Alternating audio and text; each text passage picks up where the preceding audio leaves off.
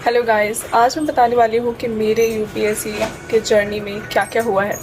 Actually मेरा journey start ही नहीं हुआ, क्योंकि मैं अपना अटेम्प्ट इतने सालों से बचा के रख रही हूँ कि अब मुझे ऐसा लग रहा है कि मैं अपने एज लिमिट तक वो सारे अटेम्प्ट्स दे पाऊँगी अभी भी या नहीं।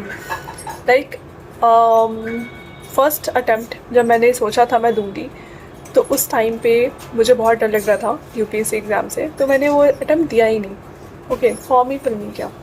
उसके नेक्स्ट वाले में मैंने सोचा कि चलो मैं एसएससी वगैरह दे के देख लेती हूँ, उसके बाद मैं दूँगी। और एसएससी एग्ज़ाम से तो मेरा पर्सनल दुश्मनी है, क्योंकि जब भी मैं एसएससी का फॉर्म फिल करती हूँ ना कुछ गड़बड़ी हो जाता है। जैसे जब मैंने पहली बार एसएससी का फॉर्म फिल किया, फर्स्ट टाइम मेरा फॉर्म रिजेक्ट हो गया बिकॉज ऑफ स्पेक्स, इसकी वजह से। तो उस टाइम पे शायद मैंने ध्यान नहीं दिया और फिर मैंने करेक्ट नहीं किया। फिर जब सेकंड टाइम मैंने जब एसएससी का एग्ज़ाम फॉर्म फिल किया, तो मैं सेंटर पे लेट पहुंची। ओके, और एग्ज़ाम में नहीं जा पाई। थर्ड टाइम जब मैंने एसएससी का फॉर्म फिल किया, बिल्कुल पढ़ाई करके कर रही हूँ, ओके, बहुत डेडिकेटली। तो जब थर्ड टाइम किया, तो एक तो सुबह सुबह में सेंटर था, लाइक 7 बजे सुबह जाना था, 8 बजे से एग्ज़ाम, राइट, जो मॉर्निंग वाला शिफ्ट होता है। और उस टाइम पे मेरे हाथ में भी कुछ दर्द हो गया था, तो उसकी वजह से मैं मैथ्स कैलकुलेशन तो बिल्कुल नहीं हो पाया, तो वो भी अटैम्प्ट। मार्क्स तो ठीक ठाक ही आए थे, लेकिन कट ऑफ क्लियर नहीं हो पाया। फिर मैंने सोचा अब मैं 2025 वाला दे के देखती हूँ, तो मैंने लास्ट ईयर 2025 में फिर से एग्ज़ाम फॉर्म फिल किया था। और मेरे एग्ज़ाम फॉर्म में क्या हुआ, मैं सब कुछ सही था, बिल्कुल सब कुछ मेरे प्लान के हिसाब से था। लेकिन जैसे ही मैं एग्ज़ाम देने पहुंची, तो मुझे पता चला कि एग्ज़ाम तो 25th को था और मैं एग्ज़ाम देने गई थी 29th को। तो ये कोई शॉकिंग नहीं था, क्योंकि मुझे पता था ये हमेशा होता है मेरे साथ, सिर्फ एसएससी के एग्ज़ाम नहीं होता है। मैंने बहुत एग्ज़ाम्स दिए हैं, लेकिन आज तक किसी भी एग्ज़ाम में इस टाइप का सिचुएशन नहीं हुआ है जो कि एसएससी के एग्ज़ाम में हुआ है। उसके बाद मैंने सोचा कि चलो कोई नहीं, एसएससी ऐसे ही करते हैं। और फिर मुझे पता चला कि लास्ट ईयर एसएससी का एग्ज़ाम बहुत ईजी हुआ था, तो कोई फ़ायदा ही नहीं हुआ, क्योंकि एक तो पता होना चाहिए ना, आप एग्ज़ाम दोगे तभी तो पता चलेगा कि आपके मार्क्स क्या है कुछ। तो इस साल मैं एसएससी का एग्ज़ाम फिर से देने वाली हूँ, पता नहीं कि मैं दे पाती हूँ या नहीं।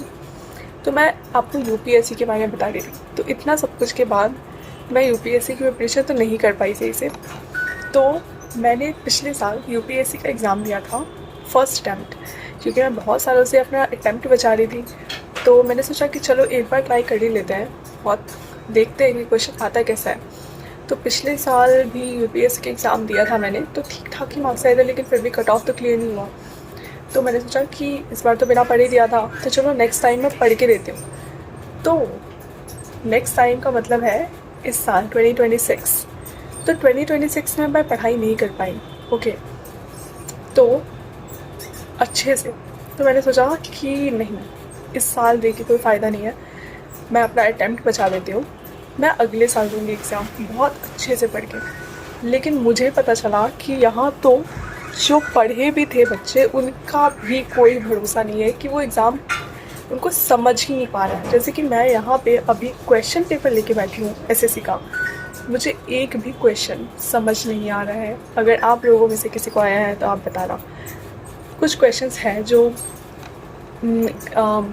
न्यूज़पेपर से है, बट बहुत सारे क्वेश्चंस हैं जो बहुत ही ज़्यादा इररेलेवेंट है। एग्ज़ाम जो भी प्रिपरेशन कर रहे हैं, बहुत, जितने का लास्ट अटैम्प्ट था, चलो मैंने तो अपना अटैम्प्ट बचा लिया। बस मुझे इस बात की खुशी है कि मैं इस बार एग्ज़ाम नहीं दिया मैंने, लेकिन मुझे दुख भी है कि मैंने एग्ज़ाम क्यों नहीं दिया। मतलब मुझे मन कर रहा है देखने का क्या एक्चुअली आखिरकार हुआ क्या एग्ज़ाम सेंटर पे। मतलब लोग कैसे डर का माहौल होता है ना, एक्साइटमेंट, एक राइड के जैसा। मुझे रोलर कोस्टर पे चढ़ना था, बट क्या पता इसमें ही रोलर कोस्टर से भी ज़्यादा मज़ा आता। बट मैंने इस साल अटैम्प्ट नहीं दिया, तो मुझे बहुत ही ज़्यादा दुख है। अब मैं ये सोच रही हूँ कि मैं अगले साल के लिए पढ़ाई करूँ भी या नहीं। तो मुझे कमेंट सेक्शन में बताना, जो भी नेक्स्ट ईयर की प्रिपरेशन करना चाह रहे हैं, तो आप प्लीज़ मुझे बताना कि मुझे नेक्स्ट ईयर के लिए प्रिपरेशन करना चाहिए या नहीं करना चाहिए।